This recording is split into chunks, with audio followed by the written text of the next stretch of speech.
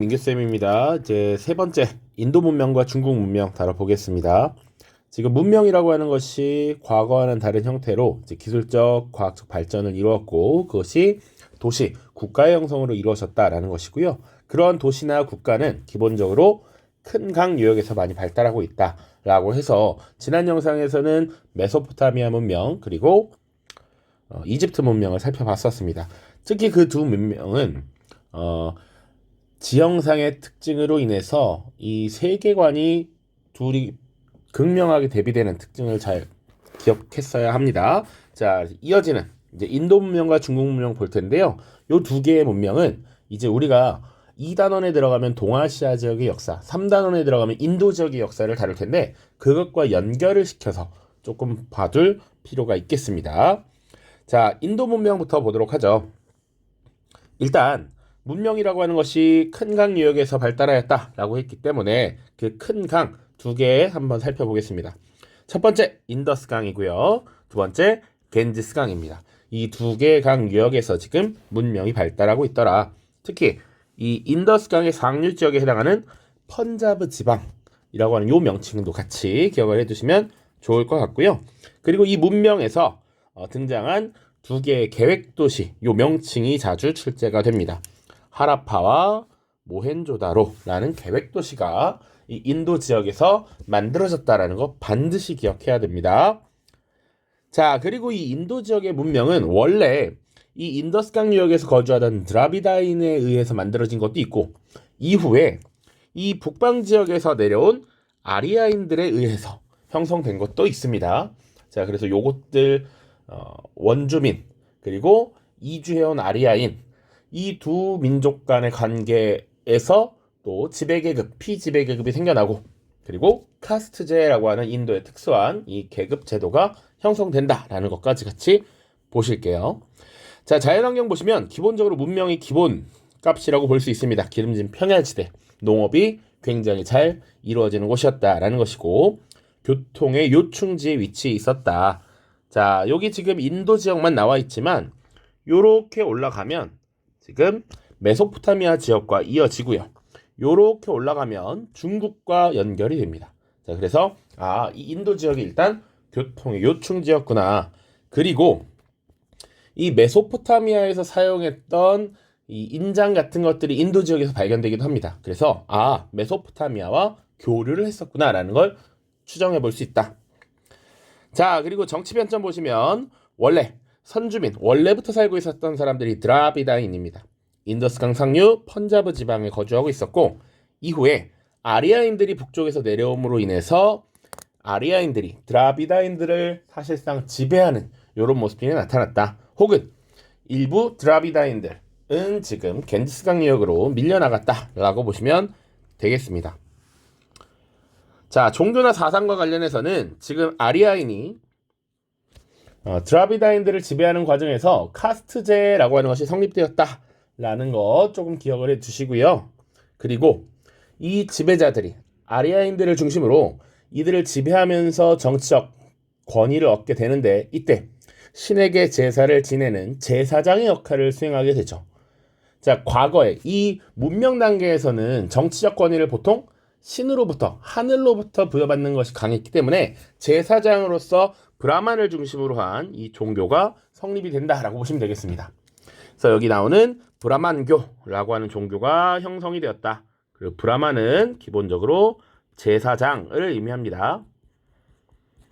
자, 그래서 이 브라만을 중심으로 한 일종의 이 계급 신분 체제가 형성이 되게 되는데 이들은 자연 현상을 찬미하는 베다라는 것을 경전으로 만들었다 정도 같이 보시고요.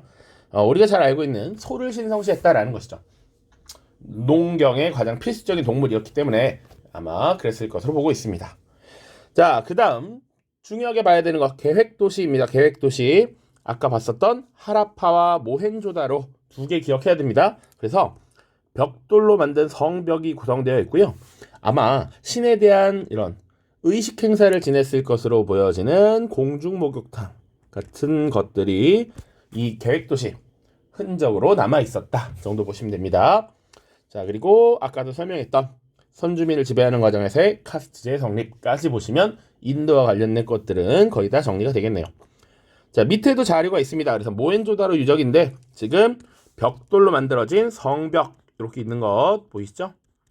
이런 계획도시 도로를 동서남북으로 구획해서 만들었다 보시면 되고요.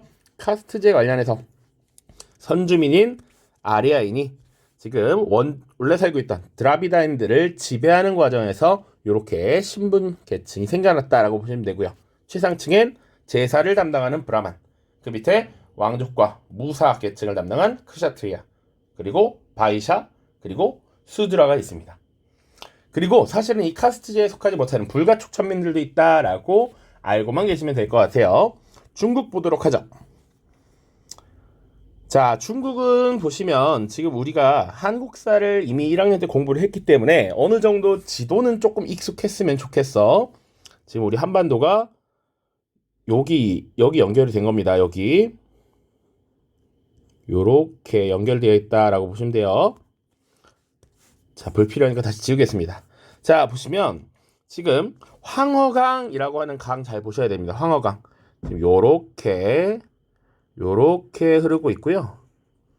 이 황허강 유역에서 주로 문명이 등장했습니다. 자, 그래서 우리 중국 역사를 보면 고대에 있었던 왕조로 사, 상, 주 이렇게 세 개를 들거든요. 그런데 이 하나라는 기록상에는 존재하지만 사실은 고고학적 증거가 아직 온전하게 완벽하게 검증되지 않아서 우리는 상나라와 주나라를 중심으로 먼저 다루게 됩니다. 이 시기를 중국의 문명 단계라고 보통 봐요.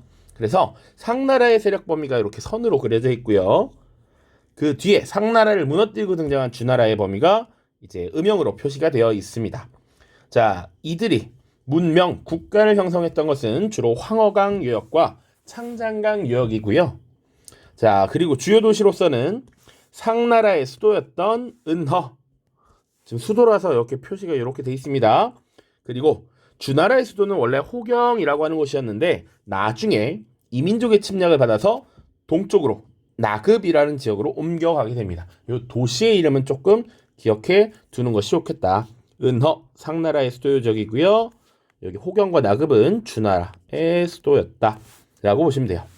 자, 그래서 우리가 이제 동아시아 지역과 연결이 되기 때문에 이 상나라와 주나라는 조금 구분해서 살펴보겠습니다. 미리 말하자면 이 문명 파트는 보통 시험 1번에 출제가 되는데 항상 출제되는 건 요 갑골문입니다. 갑골문. 물론 이 갑골문도 보통은 정답으로 출제되지는 않고 오답선지로 많이 등장하게 됩니다. 자, 상나라 보시면요. 기원전 1600년경 정도에 존속했다라고 알려져 있고요. 그리고 수도 은허였다. 그리고 대부분의 문명이 그러했듯이 대부분의 초기 국가가 그러했듯이 신으로부터 정치적 권력을 인정받기 위한 이런 모습들을 보였다라는 것이죠. 권력을 신으로부터 찾은 거야.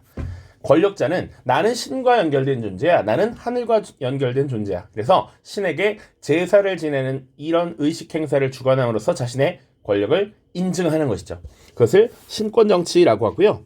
그래서 이것을 제사장과 하늘의 제사 지내는 제사장의 권력과 정치적 지배자의 권력이 한데 있다라고 해서 제정일치라고 표현하기도 합니다.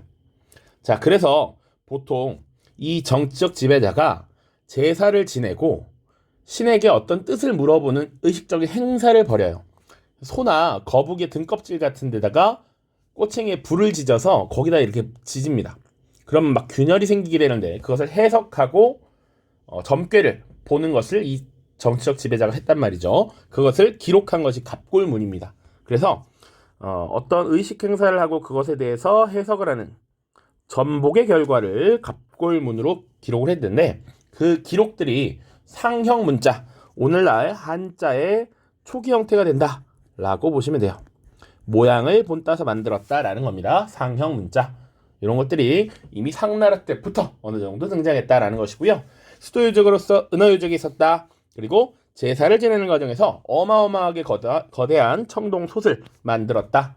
그리고 지배자가 죽으면 그 주변 사람들을 함께 묻어서 보내드리는 순장 풍습이 있었다 같은 것들 볼 수 있습니다. 자, 그다음 주나라입니다. 자, 주나라는 수도가 호경이었다라고 되어 있고요. 그리고 이 주나라는 상나라의 방탕한 이제 국왕을 사실상 몰아내고 중국의 패권을 장악하게 되었다라고 보통 이야기합니다. 자, 이 주나라는 넓은 영토를 다스리기 위해서 봉건제라고 하는 제도를 시행합니다. 자, 이 봉건제는 혈연에 기반한 제도였어요. 그러니까 영토가 워낙 넓었기 때문에 당시에 지도자를, 정치적 지배자를 하늘의 뜻을 받은 자라고 해서 천자라고 불렀습니다. 천자가 다스리는 중앙 지역이 있고, 이 지방, 국경 지역의 이 먼 지방 지역은 자신들의 아들들에게 제후로 임명을 해서 그 지역을 다스리게 했습니다.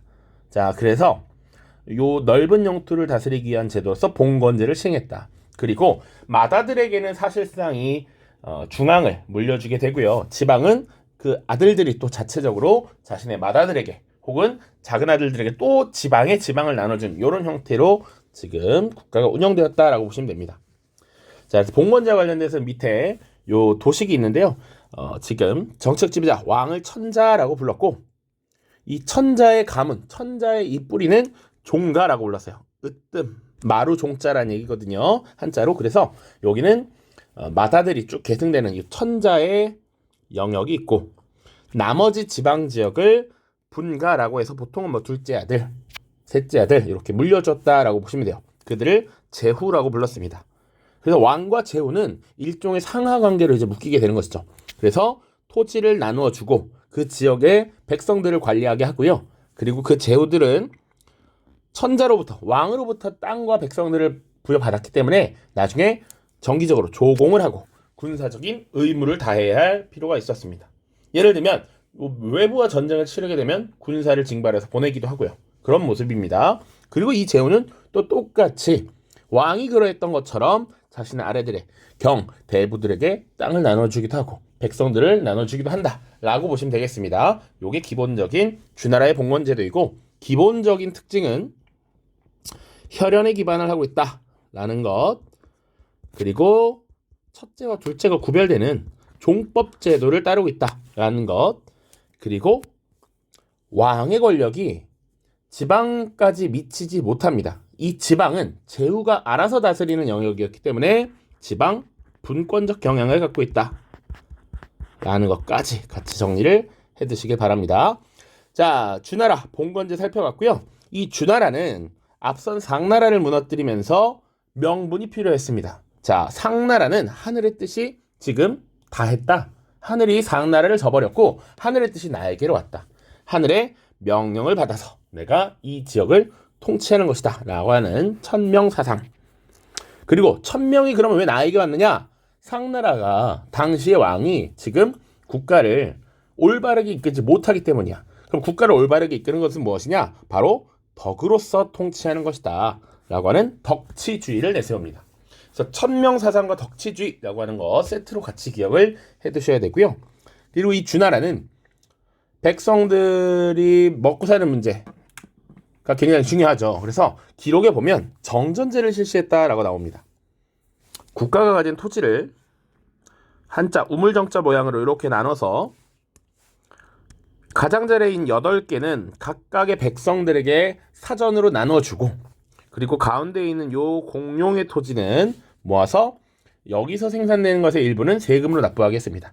그러니까 사전에서는 개인들이 경작을 하고 그것을 자신의 소득으로 갖게 하고 나머지는 공동경작으로 세금을 내겠다. 이게 정전제라고 보통 봅니다.